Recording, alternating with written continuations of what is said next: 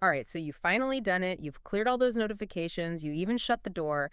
You found some focus, that feeling when your mind finally settles on whatever you're supposed to be working on. Ah, yes, that elusive focus.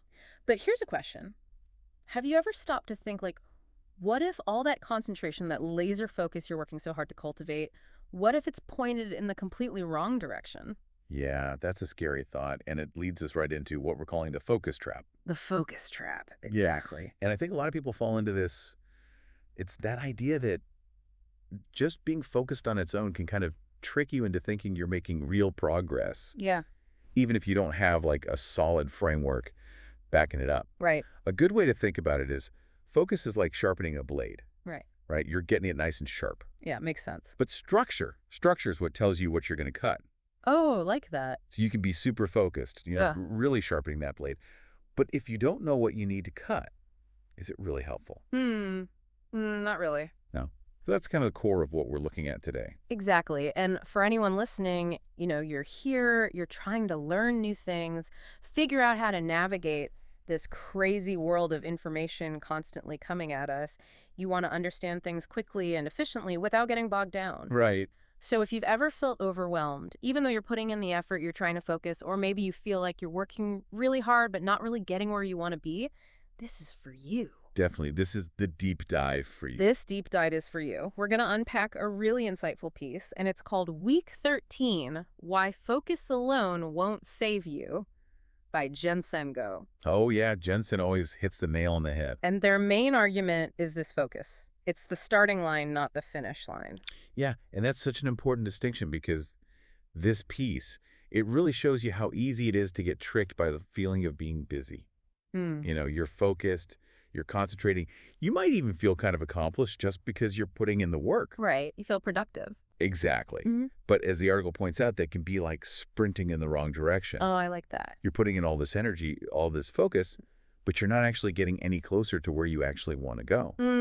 Yeah, that makes sense. So it's like, don't mistake just being active and busy for actually making progress on the things that really matter to you. So true. It's so easy to fall into that trap. The author even says, without structure, focus becomes its own kind of distraction. Yeah, Like you can be totally focused on something that, in the grand scheme of things, doesn't really move you towards your bigger goals. It's not actually contributing. You're sharp, you're engaged. You might even feel good about how focused you are, but you haven't actually made any real progress on the things that count. Yeah, and I think that's why so many people feel busy but not productive. Yes, absolutely. And it all comes down to understanding the difference between the how, the what, and the why.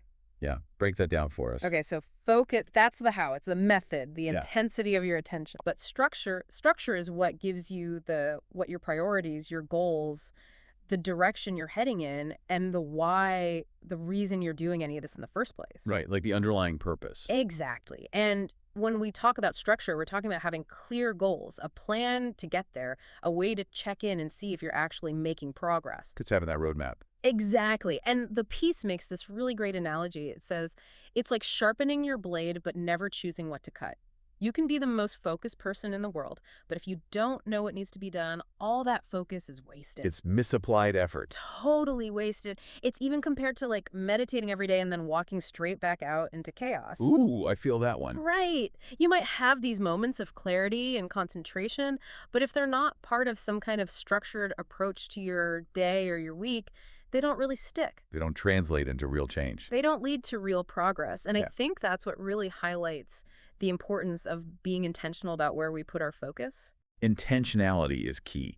And this all kind of ties into this cultural obsession we have with just working hard, the myth of the grind. Now, the grind, gotta love the grind. And the article actually references another piece, which I think we've talked about before, called Stop Worshipping Struggle.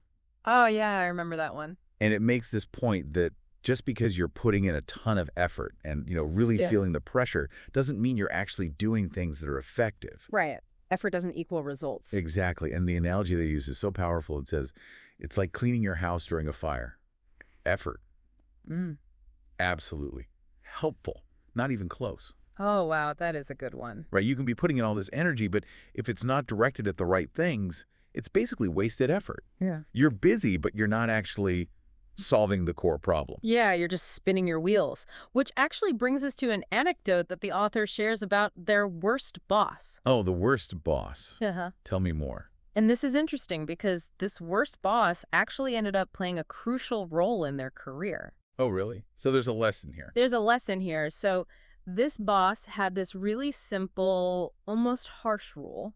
You get 3 priorities per week. That's it. And then every Friday, you have to write a summary of what you did on those priorities. No excuses. Wow, that's strict. It sounds super restrictive, right? And at first the author was like, what about all this other stuff that's important? Right, there's always more to do. But the boss's response was basically, if it really mattered, it would be on the list. Oh, that's tough, but I get it. Yeah, it's tough, but it forces you to really prioritize. Decide what really matters. What actually matters. And the results were interesting. The author talks about how they felt less overwhelmed, like there was less mental clutter. They were actually making more progress, and they had fewer distractions pulling them in different directions. Sounds like a win. It's like that saying, less is more. So what was the takeaway from this whole worst boss experience? The core principle was 3 priorities touched daily, reviewed weekly. Okay, so consistent action.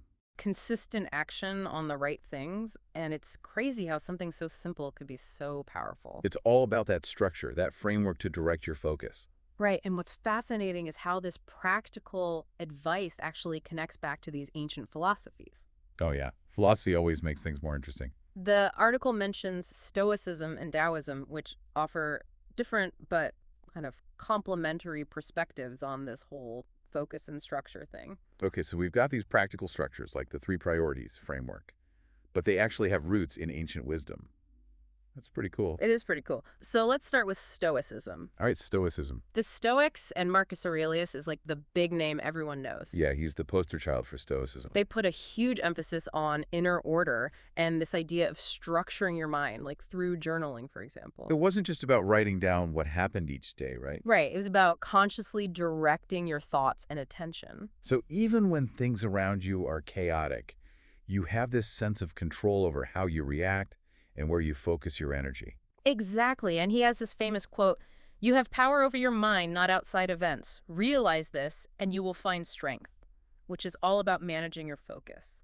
That's powerful, and it really highlights how the Stoics understood that you need this internal structure to direct your focus effectively. Okay, so that's Stoicism. Now let's look at Taoism, which on the surface seems kind of opposite. Yeah, how so? It's all about wu wei, which translates to effortless action. Effortless action, so kind of going with the flow. Exactly. It's about trusting the process, not forcing things. Stop pushing. Stop pushing. Let things unfold naturally. But here's the thing. The article points out that the truth is somewhere in between these two seemingly opposite ideas. Oh, so it's not one or the other. Not one or the other. It's about understanding how they work together. Like structure actually creates the space for flow. Okay, explain that. So when you have clear priorities and a framework, you free up mental space, which allows effortless action to happen more easily. It's like setting the stage.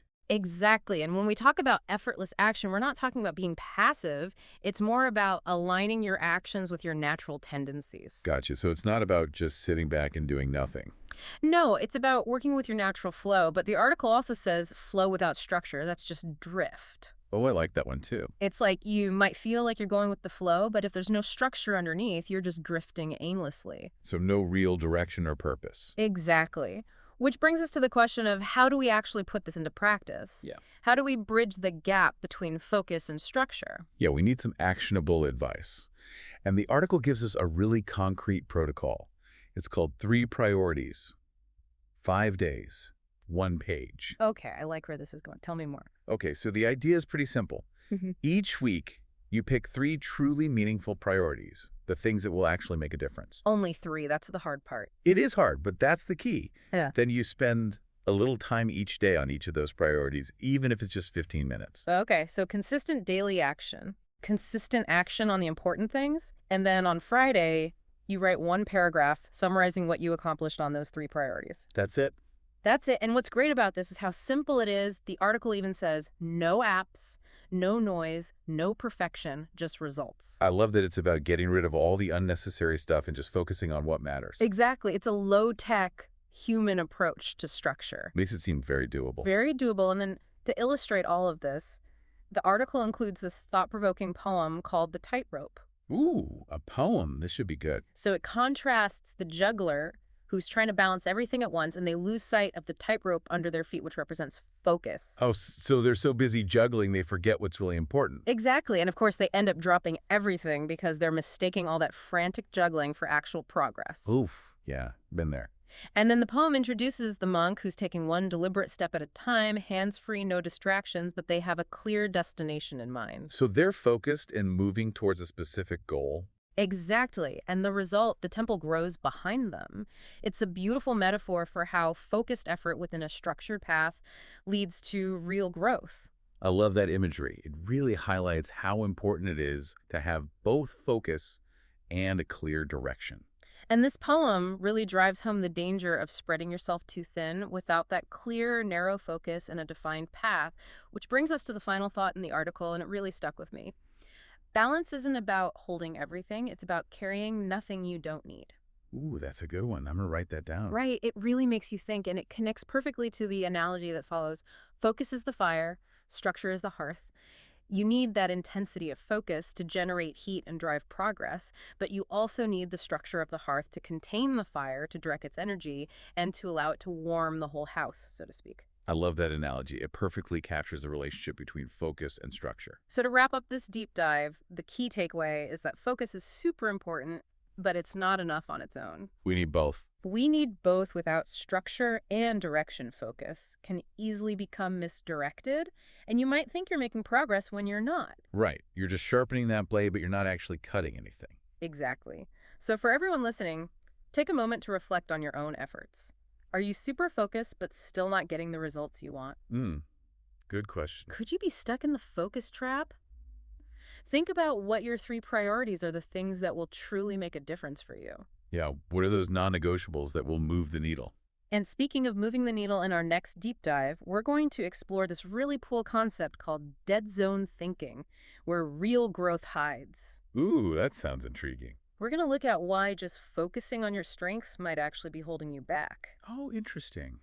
I wouldn't have thought of that. and how embracing your weaknesses, your dead zones, can open up new possibilities for growth. So it's like turning your weaknesses into strengths. Exactly. It's a natural continuation of what we talked about today. Not just how to focus effectively, but also how to figure out the right things to focus on. Yeah, so beyond just structuring your focus, what are those areas you might be avoiding that could actually be the key to leveling up? And as the article so wisely suggests, maybe the best way to move forward is to learn how to carry nothing you don't need, not just in terms of your tasks, but in your entire approach to personal growth. Hmm. So much to think about. I Okay. can't wait to dive into that next week. Me too. It's going to be a good one. Until then. Until then.